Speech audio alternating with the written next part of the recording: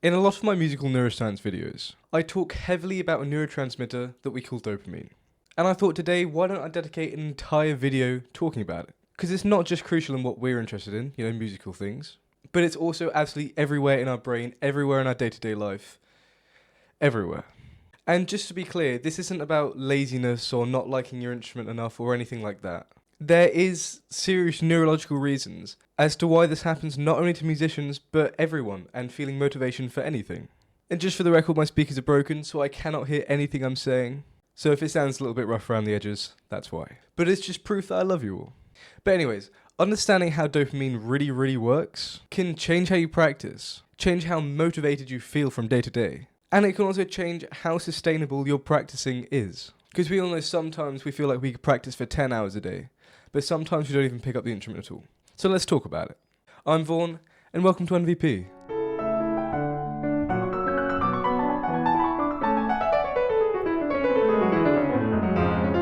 Okay, first of all, what dopamine is and what dopamine isn't. Dopamine is often considered the feel-good chemical within your brain, but that description is quite misleading. But from a neuroscientific perspective, dopamine is primarily involved in things like motivation or prediction or anticipation, all things like that. And dopamine is not released when you get a reward. It's what you get when you expect a reward. It's what drives your goal-directed behavior and makes you want things really bad.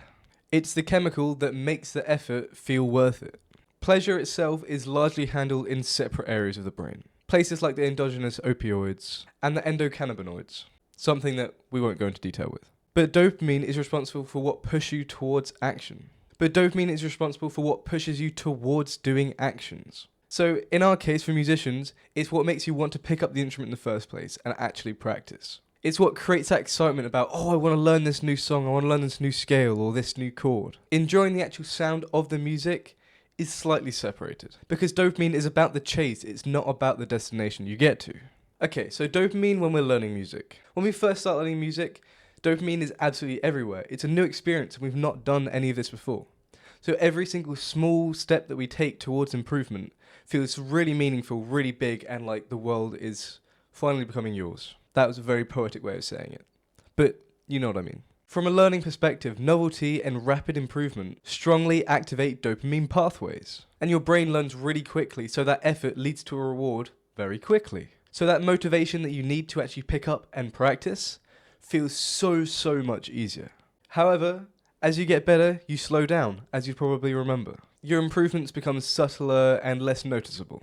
You might spend weeks and weeks revising your timing or a specific passageway that you really want to get good at. From a dopamine standpoint, the reward signals become weaker and weaker, and so much more delayed because you're having to put in so much more effort. And at the same time, your brain, it's a biological system. It wants what is most efficient. What once felt really exciting now just feels really familiar. And dopamine responds a lot less to familiarity, even if the activity that you're doing is still really meaningful. And yeah, this is a completely normal part of skill acquisition, but it starts to create problems in today's society. So, speaking of slow and fast dopamine, what is the difference? It's not about how fast it can travel around your brain, because it is the same dopamine that's working. But music practice produces what we consider slow dopamine. The reward is delayed. We have to take time to learn how to do it to get our final reward after the dopamine. Effort comes first, payoff comes later. And this is the same system that we use when looking at long-term goals, which music is a massive long-term goal, which is the same as stuff like learning a language or training for a sport. Modern technology, on the other hand,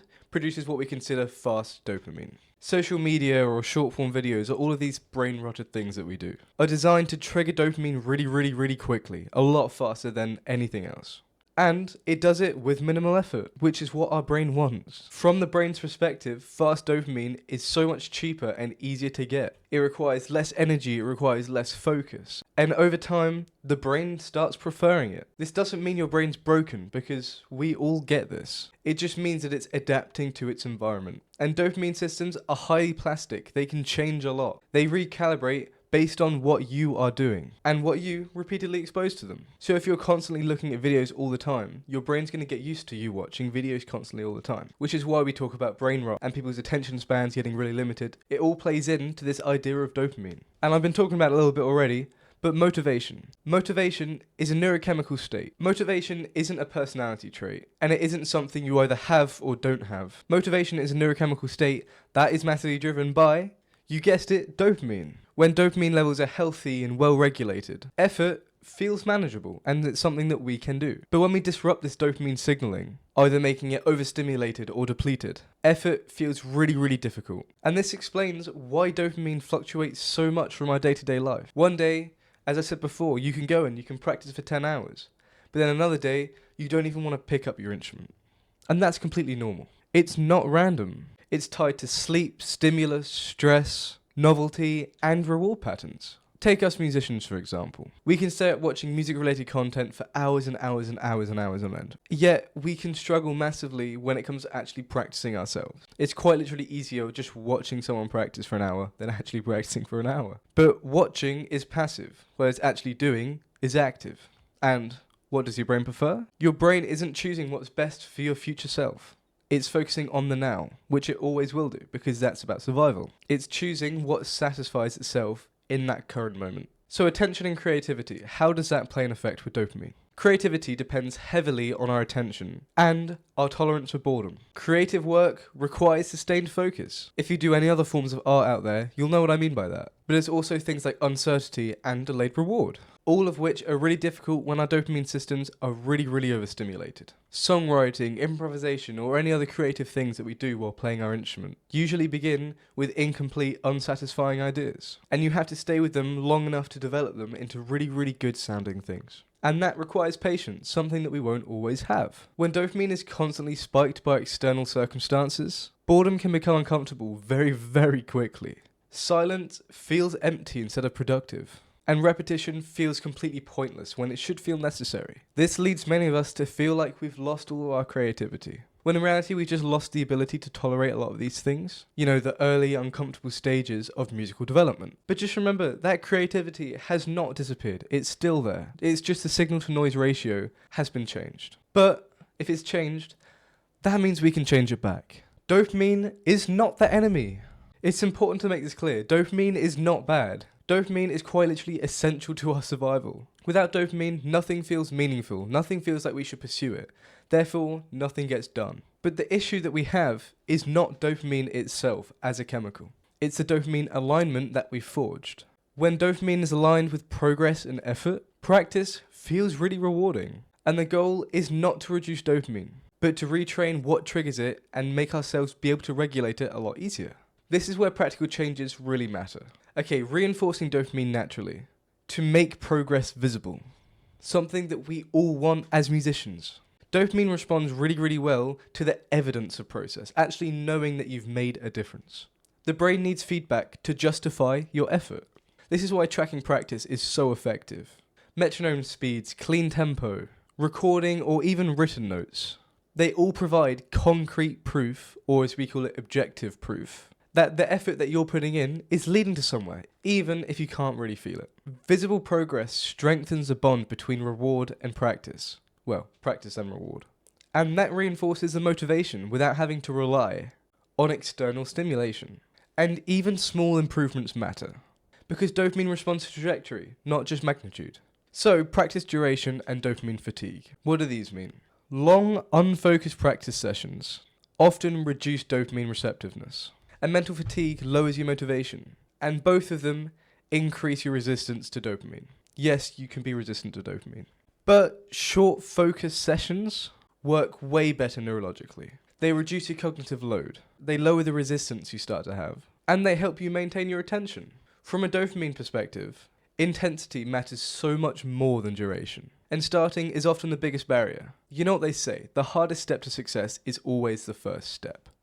But shorter sessions that are more intensely focused, so much easier to start. Take school or work, for example. If you've got like a really big project to do, you're probably going to put it off a lot, probably until the last night.